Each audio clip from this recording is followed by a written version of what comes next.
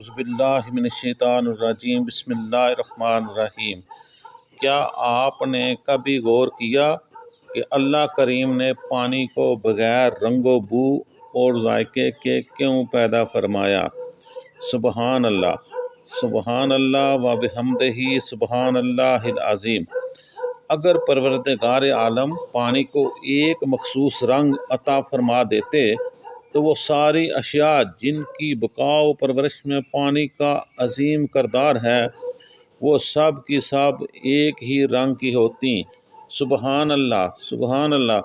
اگر اللہ تعالیٰ پانی کو ایک مقررہ ذائقہ عطا کر دیتا تو کھائی جانے والی تمام سبزیاں ایک ہی ذائقہ رکھتیں، کیونکہ پودوں کی افزائش اور اس پانی سے ہی ممکن ہے۔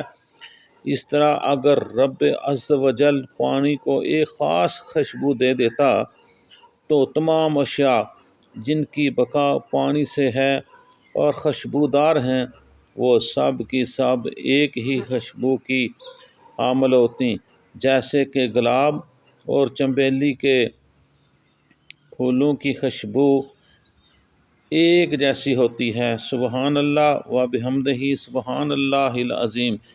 اسی طرح انسانی جسم کے بعض حصوں میں موجود پانی کو دیکھیے، اس میں بھی آپ کو میرے مولا کی قدرت نظر آئے گی کہ کیوں میرے مولا نے ان کے ذائقے مختلف رکھے ہیں۔ مثلا دیکھیے، منہ کا پانی آپ کو میٹھا لگے گا، کان کا پانی کو لیں، کان کا پانی آپ کو کڑوا محسوس ہوگا، اور آنکھ کا پانی آپ کو نمکین محسوس ہوگا۔ اس میں بھی میرے اللہ کریم کی بہت بڑی حکمت ہے اور اس میں بہت بڑی حکمت پوشیدہ ہے۔ منہ کا پانی میٹھا اللہ نے اس وجہ سے بنایا تاکہ ذائقے کا احساس ہو، ہمیں پتہ چل جائے کہ کون سی چیز کس ذائقے کی ہے۔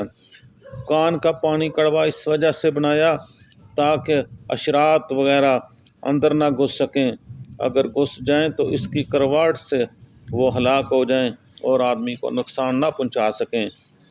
اور میرے مولا نے آنکھ کا پانی نمکین اس وجہ سے بنایا تاکہ آنکھ کے اندر داخل ہونے والے بیکٹیریا اور جراثیم سے بچاؤ ممکن ہو سکے۔ ایک مضبوط نظام انسان کے اندر موجود ہے اور تبھی تو اللہ تعالیٰ فرماتے ہیں تم اپنے رب کی کون کون سی نعمتوں کو جھٹلاؤ گے، آمین ثم آمین۔ اس کے ساتھ ساتھ آپ سے یہ بھی درخواست کرنی ہے کہ ہمارے چینل صفا مروہ کو ضرور سبسکرائب کریں، اور اگر ہماری ویڈیو آپ کو پسند آئے تو اسے لائک، شیئر اور اس پہ کمنٹ کرنا نہ بھولیے۔ آپ کا بہت بہت شکریہ۔